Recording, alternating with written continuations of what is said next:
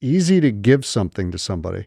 It's hard to take it away. It's easy to give somebody a title. It's really hard to take it away. Well, my saying is that setting in leaders is like setting a fish hook.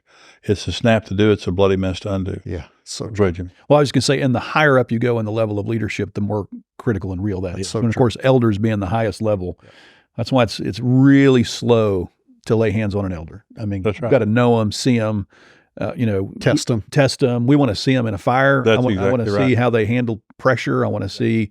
I mean, there needs to be some testing before an elder's point. And the gift of governance, when you set in a person as an elder, deacon, board member, what you're looking for, someone who has the gift of governance. And the gift of governance, and this is a huge thing, because if a person doesn't have the gift of governance, they can't take pressure.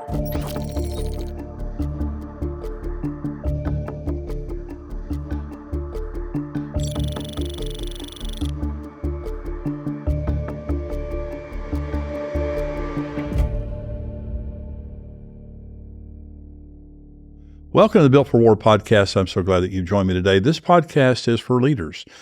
We talk about church a lot. That's kind of our focus. The things that we teach can apply really to any area of leadership. We're talking today about appointing and removing leaders. Okay, when you're looking for elders, your board, you're looking for staff people, you're looking for volunteers in the church. How do you identify leaders? What are the standards for different areas of leadership, and what happens when something goes wrong and you're put in the position of removing leaders? Now, this is something, and I'm joined today, by the way, by Senior Pastor Jimmy Witcher, who is the Senior Pastor of Trinity Fellowship Church in Amarillo, Texas, where I was pastor for many years. And he had the blessing of coming in after me and having to put everything back together. No. Lee Cummings, Pastor Lee Cummings, Senior Pastor of Radiant Church in Kalamazoo, Michigan.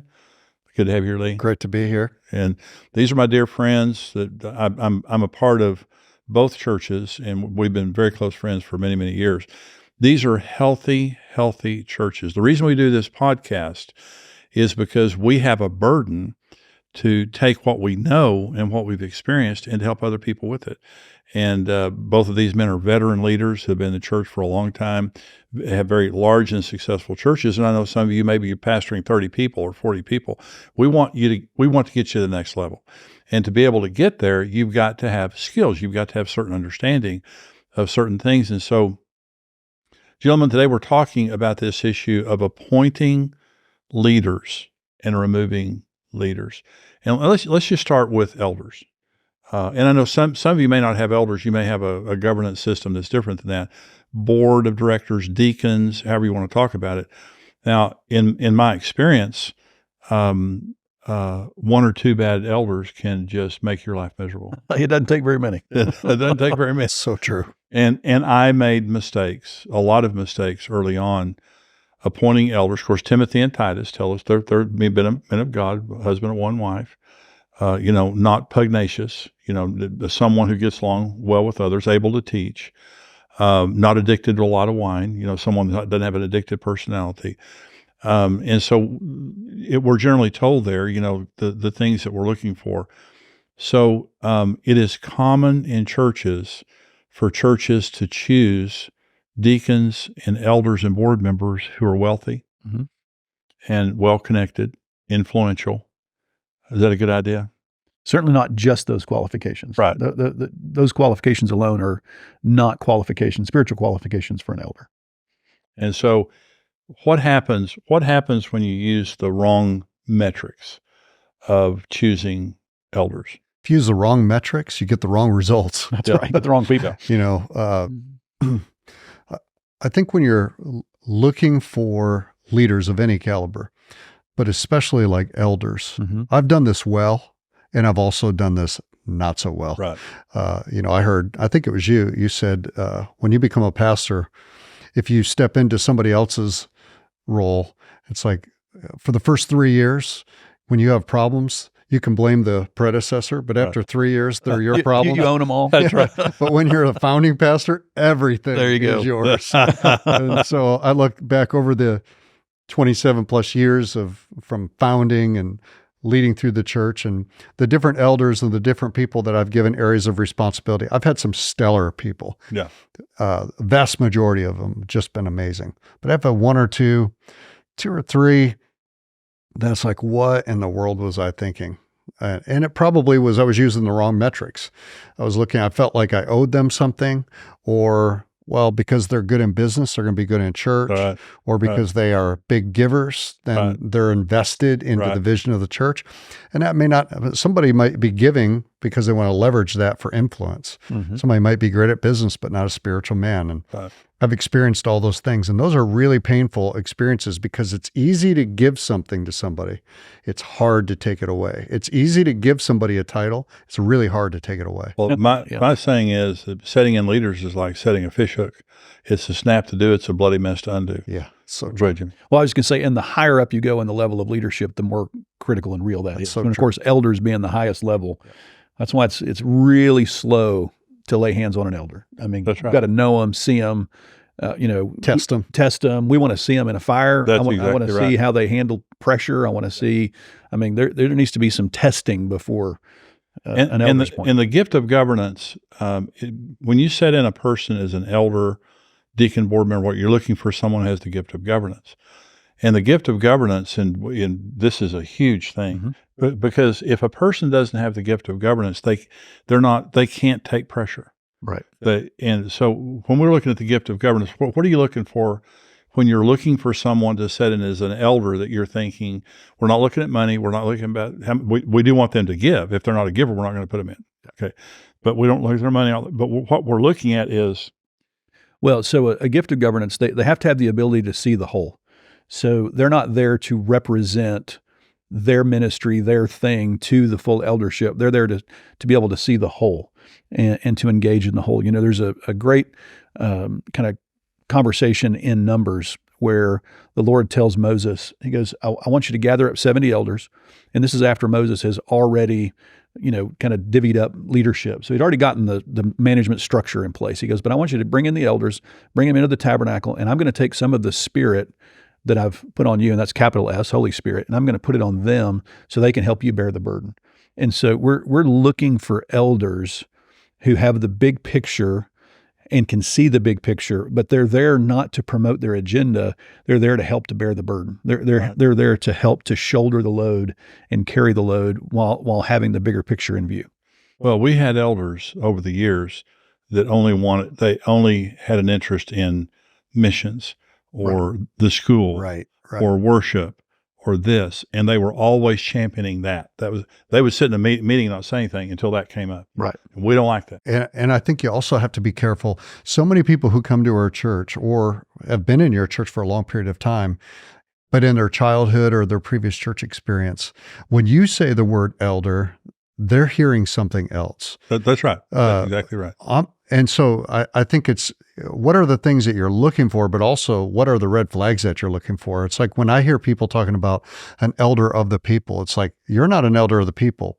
You're an elder, just like you use that illustration. It's like, I'm going to take the anointing that's on Moses, put it on you. Right. Elder's responsibility is to hold the hands of the senior pastor up. That's right. And to help execute and see the vision of the church that God has given the singular head of the church, see that implemented in the church. But so many people have grown up in congregational voting churches and Right. elders there to, Lord, you keep them humble and we'll keep them poor. That's right. And they think they're supposed to be the gatekeepers to protect the people from you. That's right. And so I'm constantly looking at how do we deconstruct if they might have a great governance gift, but they've got a bad understanding of church government, or they've got a suspicious attitude, or, they've got a poverty mentality, or they have a particular agenda. I'm looking for those things before we even begin the conversation. So on both of you guys, you have a non-staff group of elders that set your salary.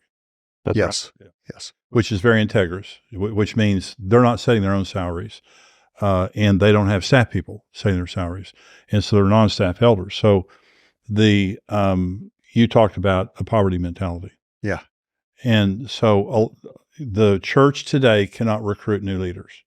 Many denominations don't have young men and women going to seminary, and Bible school because we've made ministry so unattractive to people Mm-hmm. because of the political environment in churches today, because of the woke environment in a lot of churches today. There's so much pressure, but because they don't get paid anything. That's true. And you were telling me, Jimmy, you were just in an area of the world, I don't want to say the name of it, where the average pastor made the equivalent of about 40,000 a year or something. $32,000. $32,000 a year. Not the average pastor. That's the top pay for pastors in this denomination, and it's a Western world. I mean, we're not talking, a developing nation. This is a well-established country, and probably the most established denomination in that country, and the highest pay is $31,500. So I was the pastor of Trinity in Amarillo, and I got paid chicken feet. So I can testify that was true. Well, so I mean, we survived. I mean, Karen and I just survived. We just our family suffered because of it, and we were committed, to staying and doing whatever. And I would ask the elders for a raise, and they just talked to me like, you're a burden. We're already paying you too much. So as the pastor of when you came onto my salary group, we're at 5,000 or 6,000, 7,000 people. Okay. And you thought I was making 4 times more than I was making. That's right. And you and Steve. And so Jimmy Witcher, who's an elder at that time before he took my place, they came on and were very offended for me, which was beautiful because, I'm just there thinking, thank God, someone agrees. But I was making a embarrassing amount of money. The church was thriving. The church, I mean, we had, I don't know how much our budget was, but the church was thriving. But the elders felt like it was their responsibility to keep me poor or whatever. I don't know what their mentality was. Well, go ahead. I think sometimes, I think there's a couple factors. I think sometimes elders who are non-staff, who church world is not their natural environment. Right. Yeah. Have no grid. And so there is a responsibility we have, and even like in our networks, things like that. One of the things we provide is here's some resources to give some averages or at least a table or a grid for your team, your compensation team, to be able to know, because they just don't know. They just don't. What should pastors make? No, wait. So tell the people watching, just say, looking in one of these cameras, how do they get that? They go to, is there somewhere they can go to get the compensation? Yeah, we do through, I think it's Gwynn and Associates. We do a compensation study, but I think what's the one that is free source that's on there? It's like a church compensation survey where you can go in. It shows you national averages. The Assemblies of God denomination will post it on their national websites. Evangelical Free Church of America also has it. That's good. But the other thing is you have to be careful that one of the things we experienced was we had, and you guys both helped me with this, is when we were a small church, I had really spiritually minded lay elders that were on the team. But as soon as our church began to grow and become several thousand people, what I should have been paid was more than what they made in their job. And it wasn't that they weren't great men and hardworking. They just really struggled and had a difficult time seeing the pastor making more than they made. So we had to even rethink who we had on the compensation team. Not like we were trying to rig the game. No. But you don't want people on there that was like, they just couldn't fathom that. Right. Well, and see, the senior pastor is the lid. You're not going to pay the worship pastor more than the senior pastor. Right. But when the senior pastor is making an appropriate level, everybody else goes up too. That's right. And the Lord blesses it. I mean, when you take care of people properly, and what we're saying is not get rich. No one's going to get rich in ministry unless you're corrupt. But these compensation studies, what they do is they just say, this is how much, this is an appropriate level of pay based on these responsibilities and the size of the church, not based on how much the elders make. Yeah. Right. Let me jump in here, though, and just say this. In previous episodes, we talked about the role of an apostolic leader or a father. or an overseer, whatever you're talking about. This is where that really plays out. Because if you've got local elders, that's great, and you're a senior pastor, that's great. But there are times when you can bring somebody from the outside to help speak to them. And Jimmy, you came up and met with our elders without me. It spoke to them about what they were paying to me and gave them help. And then Jimmy, you served on my compensation team to kind of help. He's teaching them how to ride a bike. Here, let me keep my hand on the back of the seat here. And annually, we had non-staff guys doing it, but Jimmy was part of that and helped them. And now they do great. I don't have, I have no complaints. They were very respectful. Oh yeah. When I met they them, appreciated it, but they just didn't know. Yeah, and I think that's true of a lot of elder groups. Jimmy and I are on the compensation team of a pastor, and so we were setting this pastor's salary. And I called Jimmy and I said, and there's two guys on the team, it was me and you and another guy. And I called Jimmy and I said, "Hey, Jimmy, are you good with this salary?" Jimmy said, "Yeah, great." I called this other pastor, and he's the pastor of a very large church, very, very successful church. Now, the pastor whose salary we were setting was the pastor of a church of about a fifth of the size. Okay, so I called this other pastor and I said, "Hey, Jimmy and I, we're on the salary team of this." And I said, "Are you good with this salary?" And he said, "Well, that's what I make." And I said, "No way." He's been there like 15 years. This other guy had been there 5 years. His church is massive, much bigger, been very successful. I said, "Who is on your compensation team?" Well, I knew the head guy of his compensation team, so I called him. And when he answered the phone, he said, the pastor told him to call me, and he called me. And he said, "First thing I want to say is I repent." I said, "Repent for what?" And he said, "You know what?" And he said, "We have two older gentlemen on the compensation team, and they're from old school, and they want to keep the pastor poor." That is awful. And I said, "You're doing a good job."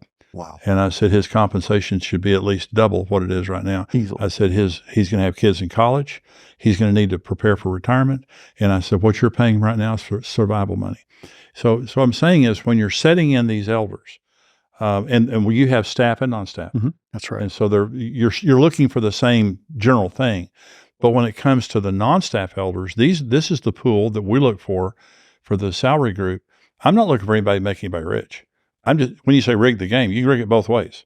You can rig it poor, you can rig it rich. That's true. That's true.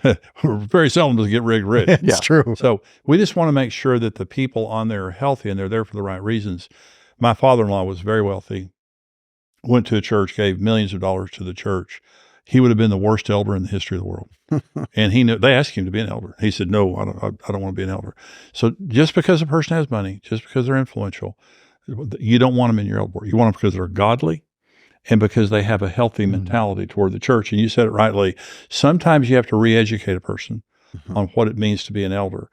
And sometimes you have to re-educate a person based on what an appropriate level of salary is for this person, because the good thing about those outside studies is they're objective. This isn't me telling you, this is them telling us. Right. Okay. So let's go to staff for just a minute, so you're hiring staff, and it doesn't matter how big your church is, you're hiring. If you've got a small church, you're going to hire a worship pastor and a children's minister, and you're going to start right there. That's right. So what are your success stories and your not success stories as it relates to hiring staff? So I would say the one thing that we have definitely learned is, whenever possible and to the greatest extent possible, promote from within. That's right. Because the 100%. people that you know and what you know about them is so much easier than trying to bring somebody in for a position. Now, there are times when the skills that you need are skills that have to be acquired. Right. You just can't train those up. But I'll do almost anything.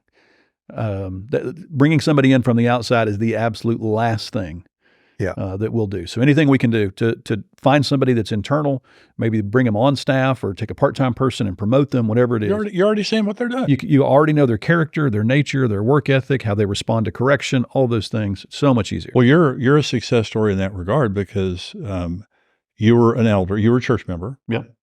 how many years have y'all been at Trinity? 30 years. 30 years. And then you became an elder, and you were 30 when you became an elder? 32, I think. 32. You became an elder, and it was messy. I mean, it was not you went through a lot during that process. And, but as an elder, I mean, you were, rose up through the elder ranks, very respected, and then took my place.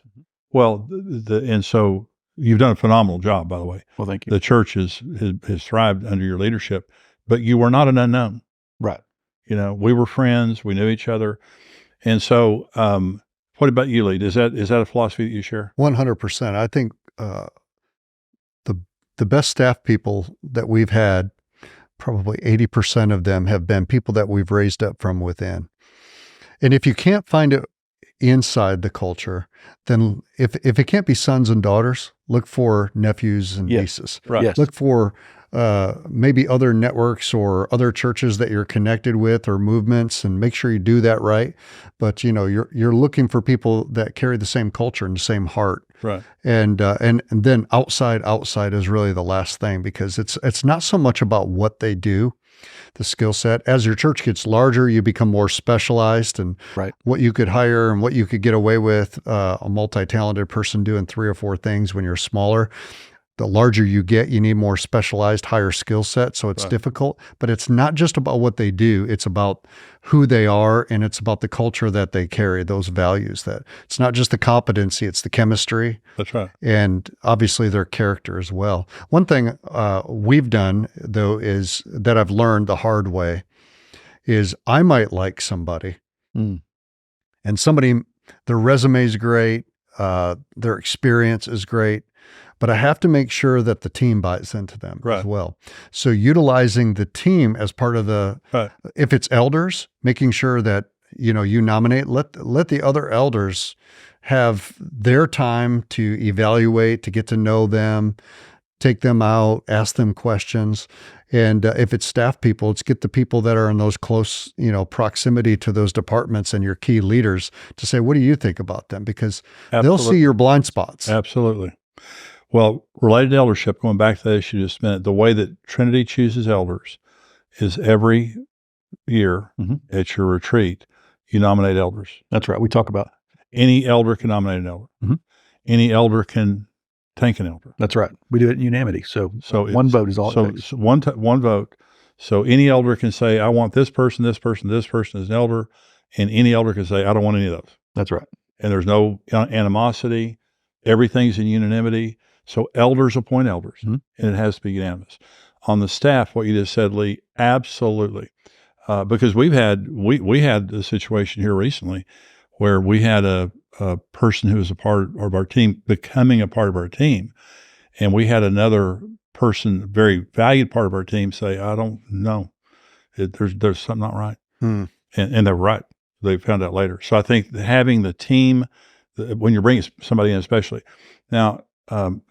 I didn't go to seminary or Bible school, and I think seminary and Bible school are wonderful. But one of the problems with seminary and Bible school, if you're hiring a pastor or if you're hiring a teacher, someone that you need those theological, background, which is great. But seminary and pastor school rarely teaches business skills, people skills, and they come in. You hire them, and they come in, and they've just they're in a fantasy world, because the seminary and Bible school. That's not the real world, and that's not the real church. And so if you're hiring somebody from outside and you're bringing in somebody from Bible school or seminary or whatever, there has to be a process of integrating them into your culture. And before you hire them, knowing that they're teachable and they want that. In other words, you can come in as a refugee, but not as a missionary. That's right. That's right. We're going to let you come in here and we're going to train you, but you're not going to come in here and train us. And you're obviously there's going to be some cross-pollination.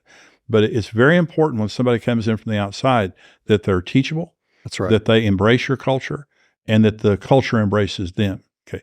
So let's talk about volunteers. Yeah. Can I say something about bringing somebody on too?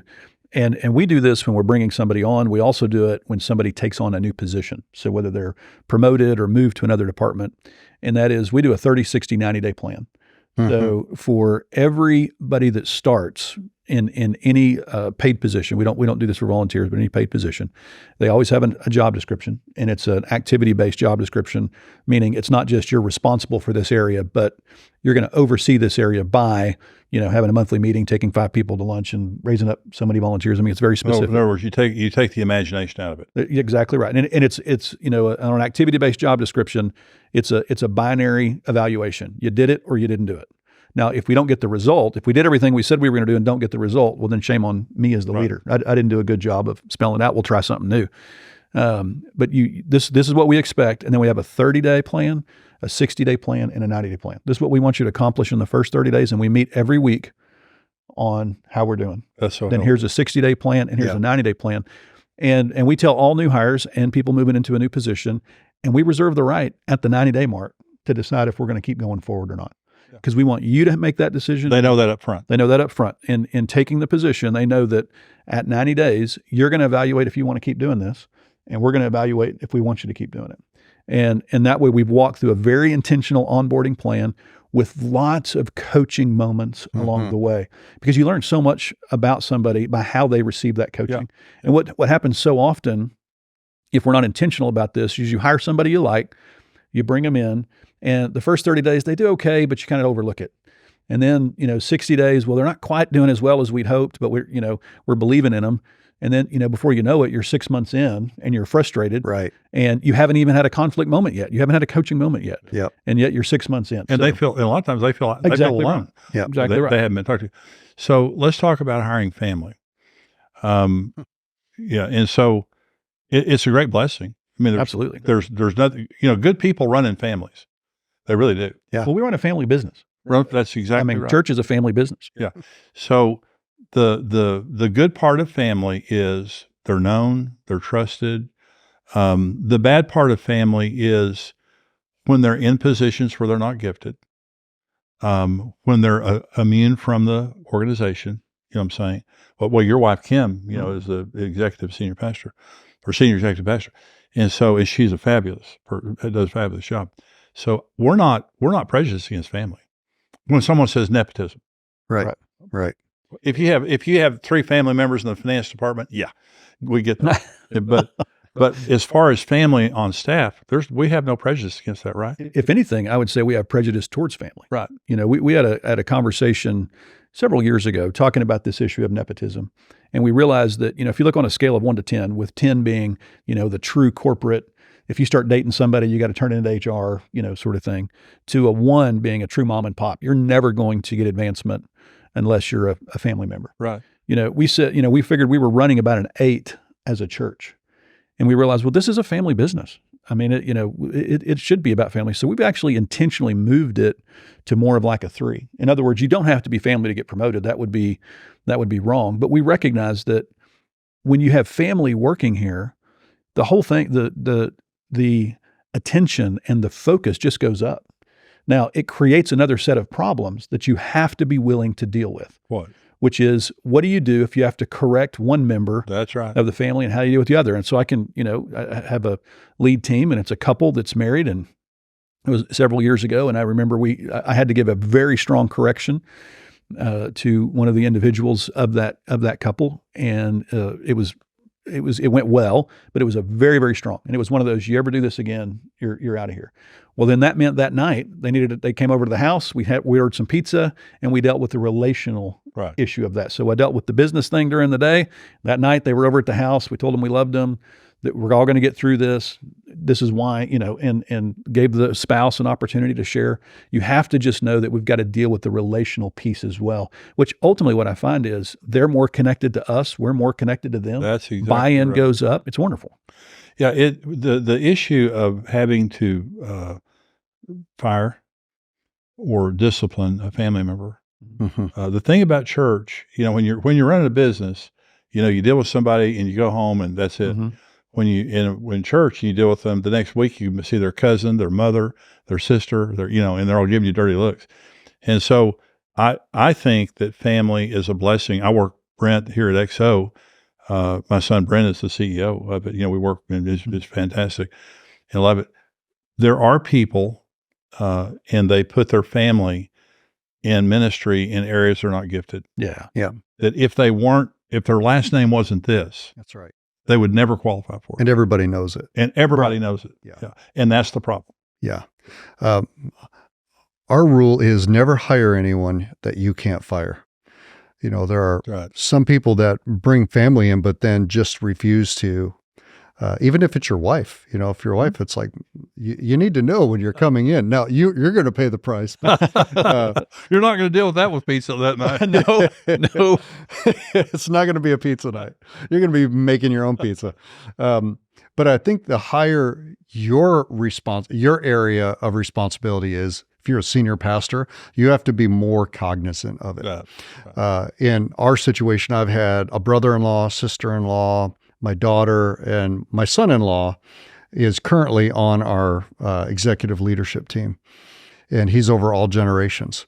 But he started as a youth assistant, and I didn't hire him. And I've tried to keep space between he and I, so he's not a direct report to me. And I didn't hire him. Not that I wouldn't have, and it would have been appropriate if I had. But I didn't want to put him in a position when he was coming up that everybody in our church thought, well, he's got that position because he's Lee's son-in-law. That's right. I wanted them to see him for who he is. And now he's on the executive team, and he's been around for a long time. And everybody knows and recognizes his own giftedness. Mm-hmm. And I could have promoted him a lot quicker because I saw it in him, but I didn't want to do that to him. It wasn't fair to him. That's right. I wanted him to be able to earn his own way up, and everybody, and I just go back to that proverb that says a man's gift makes room for him. Mm-hmm. He'll stand before great men. So I knew that if what I'm seeing in him is really there, other people are going to see it. So I had them come to me saying, hey, we want to promote Zach. And I'm like, that's great. You should. I'm for it. That's really good, Lee. Right way to do it. If people know that the family controls the church and that your upward mobility is dependent upon your ancestry, it demoralizes the church. Mm-hmm. And people who are givers think, I'm not giving to the church, I'm giving to that family. It's all about the family. You're empowering this family. But if the family has integrity and wisdom, exactly what you just said, I'm giving to the church. But we have wonderful people that work here, and they're accountable, that they're structured well, and if they don't do their job, we know they're firing. Yeah. So I see, and you guys have seen churches, both of your churches, you have family, and we're all for that. We think it's healthy, as long as there's not nepotism, which just means you're threatening the integrity of the organization by putting multiple family in an area like the finances where they shouldn't be, or there's favoritism, as in people are being wrongfully promoted, protected, and put in positions of control at the top just because they're family. That's right. And people look at that and they know they're not gifted. And sometimes it makes people feel secure, like, well, my family's around me here, so I know that I'm going to keep getting paid, and the church is going to be fine, and my family's going to be in control. Now, you may feel that way, but the problem is you've put ungifted people where they cannot lead, and as soon as you're gone, everything collapses. That's right. And so, we're going to talk about volunteers for just a minute, and then I want to talk about removing leaders. So we need a lot of volunteers. Mm-hmm. You both have hundreds of volunteers that help everything happen in the church. How do you mine for volunteers? How do you vet the people coming in?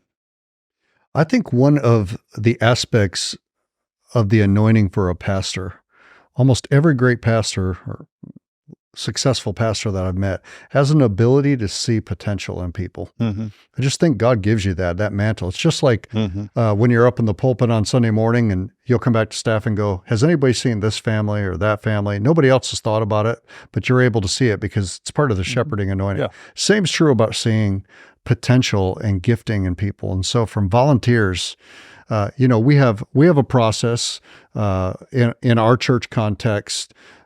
Ministry, serving as a volunteer, is a privilege of the members of the church. Some people have a mindset of, well, let them belong before they believe. So they'll even put non-Christians in positions of volunteering before they believe. I don't believe that that's New Testament. No. 1 Corinthians 12 says that the members of the body serve one another. So it's a privilege of the members of the church. And so in order to serve, you have to go through a process. Yeah. I know Jimmy has growth track. We call ours the Be Radiant class, and you've got 2 discovery classes online. Then you come in, we have a series of meetings, and we help assess what are the strengths, what are What are your giftings? What are your interests? What's your experience? How has God designed you personally? And then we're trying to help identify the area that they're going to thrive in, or that they're capable. They may not be the passion of their life, but we're going to set them in. So we have a process by which they enter into areas of responsibility. That way, we're just not allowing, we're not throwing open the floodgates and letting anybody serve anywhere, because then you get into all kinds of problems. That's right. Well, and I think you guys do this. You got to agree to the statement of faith. That's right. Yep. So, here's our statement of faith. Yep. This is what we believe, and it gets down to even the things like marriage.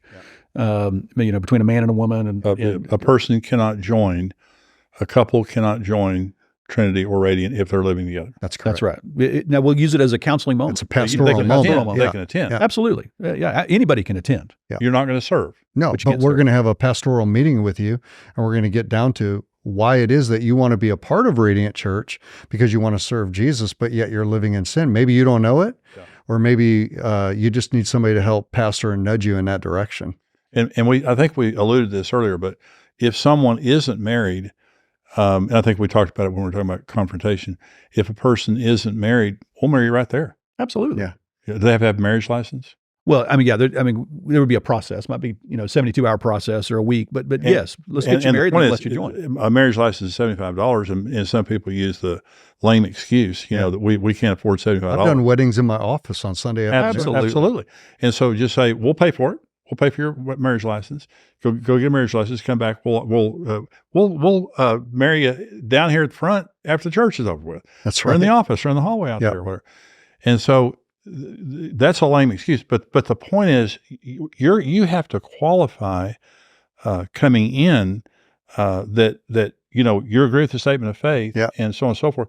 That is a very important standard, because if you just ask anybody to volunteer, oh man, it's a nightmare. Well, there are churches in America right now that are in compromised positions because they had a model, like I mentioned, where you can belong before you believe. And they grew their church on getting people plugged into community who were in sinful, immoral lifestyles. And now 3/4 of their church, which might be thousands and thousands of people, are living in sin. And for them to take a standard on a cultural issue right now on sexuality and marriage and those kinds of things, they would lose everything to do it. And it worked when everybody kind of believed the same way 20 years ago, but things have shifted. Jimmy, do you guys have a marriage covenant? Like if you're going through the Grow Track, it's like ours is 4-part. It's you believe in the vision, you're going to pray for the leadership, you're not going to be divisive, you're going to serve, and you're going to give. Exactly right. Okay. Exactly right. And that's a part of joining. It is. And then you sign a card, sign a deal that says, yep, that's what we're committed to. That's so important. Right. So both Jimmy and Lee have church associations. It's Trinity Fellowship Association of Churches and Radiant Network. It's tfac.com. Yeah, tfac.com. And it's radiant.net. Radiant.net. Yeah. So when you become a member of their networks, they teach you these things. And you make bylaws available. Absolutely. Bylaws. I've helped people write their bylaws, all that. Yeah. Very, very important. And if you're a church planter, this is one of the most important things you do in planting a church, is getting everything lined out at the beginning. Let's talk about removing leaders. This has been a great conversation, because, it's just elders, staff, volunteers. You have a bad leader, you have a bad elder, a bad staff person. How do you remove them? I'm not talking about confront them. Right. How do you remove them? Well, each one is very different, right? Because of the different levels of authority they carry. And so, removing a lay leader is I think in some ways even more challenging, because you have to, for sure, you have to really deal with hey, I just don't think this is, what you're called to do. And I think the mistake that we make is getting to the removal step without the confrontation steps, without the coaching steps. Right. So one of the things I try to teach our team, and certainly the standard I hold myself to, is if I'm having to remove anybody from leadership and it's a surprise to them, shame on me. There you go. Because I haven't done what I've needed to do. There hasn't been the progressive, confrontation, the progressive coaching to get to that place. So, we've had to remove leaders for, just not showing up. You said you're going to come, but you don't come. You got a time problem. We just have to say, hey, I'm so sorry. but we're counting on you. We need you to be here.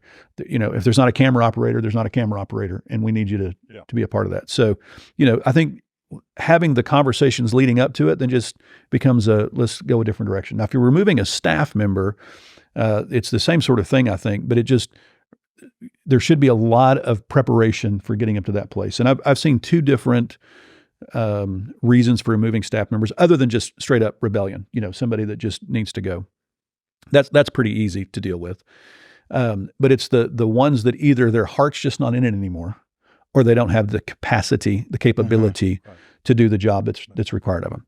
And those get handled a little bit differently. But in both cases, it's a matter of, all right, let's talk about this. Let's begin a process. And we begin to speak. Now, we don't do, and I don't know if you do or not, Lee, but we don't do like weekly one-on-one meetings, oversight meetings. No. So I don't believe in those. But if we are having somebody that we're having trouble with, we're going to start having weekly meetings. Right. So you're going to know, we're going to meet every week. I'm going to tell you what the expectations are, and we're going to evaluate every week. And this is going to go on for a period of time. Not going to be a shock. It's not going to be a shock or a surprise. And they're going to have every opportunity. That's right. I believe that, because we grew, the church was 900 when I became senior pastor, and, it grew to around 10,000 when I was finished. And we had people on staff that were good at 300, couldn't handle 1,000. That's right. And part of it was gifting. Part of it was just they didn't want to learn. And that's the importance about coaching. Now you did that back here. You can't do that anymore. Right. If we're going to grow to this level. And so I love what you said, because it shouldn't come as a surprise to them. And they shouldn't be rejected just because they're not performing. Right. They should be coached because they're not performing. They should be rejected because they either couldn't or wouldn't respond to the coaching. Is that right? That's right. Okay. How about you, Lee? How you doing? Yeah, I love everything Jimmy just said. We tried to practice that, the idea of it not being a surprise. Because if you are meeting with them on an improvement plan, you're going to have regularly scheduled meetings, and they know it's coming. Right. Because they're not meeting standards, or sometimes they self-disqualify. It's like, look, I want you to take 2 weeks. I want you to really pray about if your heart's really in this anymore. Is God doing something new in you? Is this not the sweet spot for you? Was this for a time? I want you to pray into it. You come back and you tell us, because if you're saying you want to be in it, we'll work with you and we'll set up a plan. But maybe this is your off ramp. Sometimes people are just so loyal that they don't want to disappoint you. Yeah. And so they'll stay in a job longer than they're supposed to, or maybe they've got fear of stepping out into what they're sensing God's calling them to, and God will use you to lead that conversation. It's like, absolutely, awaken something in their heart. When it's somebody who has an attitude or is undermining, I've had this a couple times, I think you need to do it immediately. You need to do it directly, and it needs to be clear. It's like, don't meander in the meeting, have them sit down and just state it. It's like, this is the end of the road. Today, I'm letting you know that you're no longer going to be on our staff. You're no longer going to be in leadership. And now I'm going to tell you why. And then you give them an opportunity to respond, and then that's it. And that's a felony. Yeah. You're not talking about something that they're just not doing a good enough job. No. Right. This is a felony. That's right. You have violated our... Yeah, you've been rebellious. You've been undermining. You've done something that I've told you before. And again, this comes on the heels of if it's been a pattern. In my situation, I had an executive pastor who was on my staff for 5 years. Jane was involved in helping me vet this person. I knew him for many, many years, brought him in. Jane and I had the biggest arguments we've ever had about this individual over 5 years. But I felt a responsibility that he was my hire, so I've got to change him. Well, I thought he would acclimate to our culture, but what I figured out after about 4 years is he's not changing our culture. He's trying to change our culture.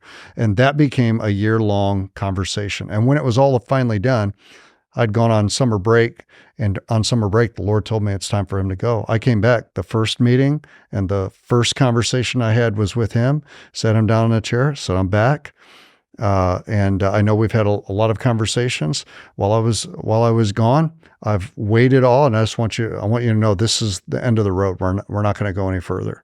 And that way you're not wandering and meandering, and I feel, and this, they just need to know it. When you have that meeting, just let them know. I had an assistant, great assistant. She was my assistant for many years, did a great job. We got along great. And she was having grandchildren, wanting to be a grandmother, but she was working for me. And her disposition started changing. Mm-hmm. And she just got grumpy. Everybody always loved her. She represented me well, but then she wasn't representing me well. She just started biting people. She just growling and grumpy. So I brought her in my office one day and I said, "Hey, the grace is off." And she started crying. She said, "What are you saying to me?"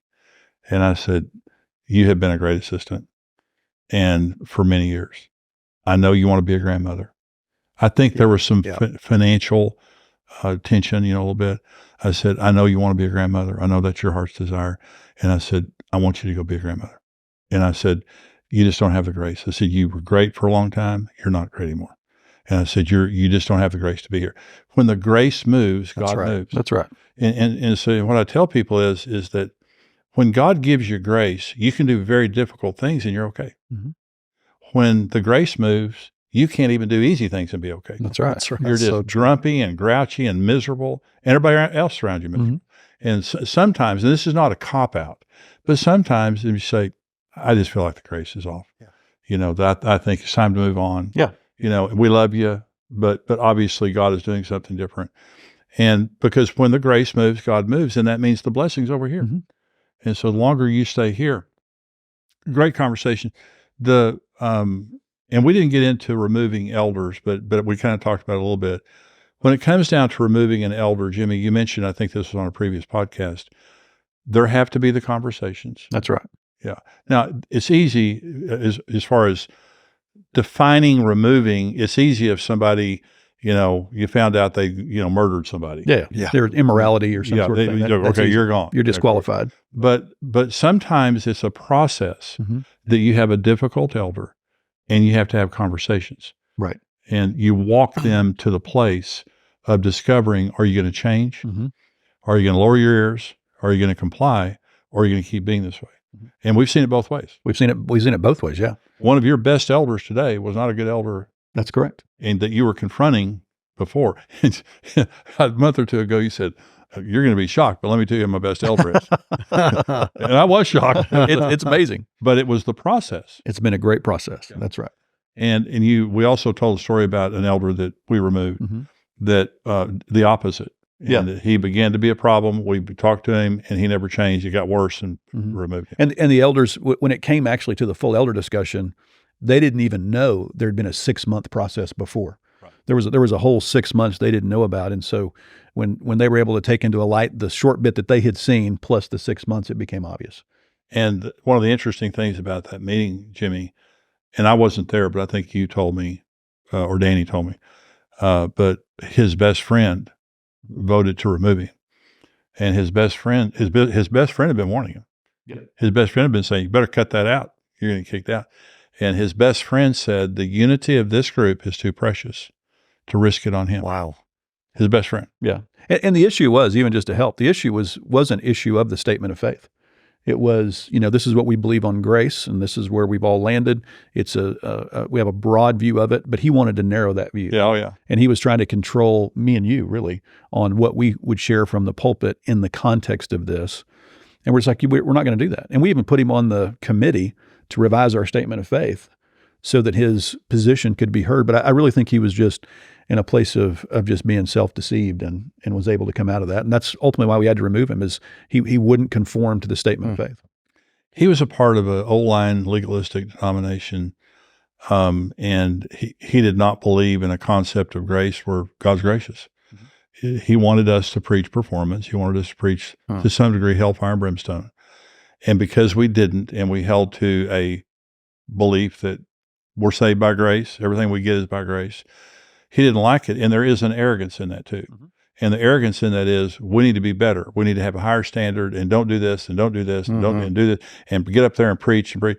Well, it's death. Yeah. And he was bringing that death in. So we removed him to have, and so we had a great conversation here. The guys, thank you for being a part. Thank you. And the TFAC and also the Radiant Network is that if you want to be a part of a healthy group that can encourage you relationally, this is not 3,000 people that you're never going to meet personally and see the back of their head at a conference. These are apostolic leaders that are going to help you and train you in your church. You guys relate to the senior pastor. That's correct. And if you relate to anybody else, it's through the senior pastor. That's exactly right. Okay. So if you're a senior pastor, they're not going to come in and take over your church. And if all you want is help for yourself, they'll give you help for yourself. But if you need more information, go to tfac.com or radiant.net and you can get more information. We're going to be back next time with another Built for War podcast. I hope these are encouraging to you. We love doing this. These conversations, we're just having conversations and letting you listen to them. But as a young leader, I wish I'd have had this kind of information. So I hope that there's been something in here that helps you. If you're getting help, if you're encouraged by our podcast, support us. The information is there on your screen. Go online there and give. No gift is too small. No gift is too large. We appreciate everything. And you can also give on a recurring level. All the information is there when you go online. But thank you for your giving. Thank you for tuning in today. We'll see you next time on the Built for War podcast. God bless you.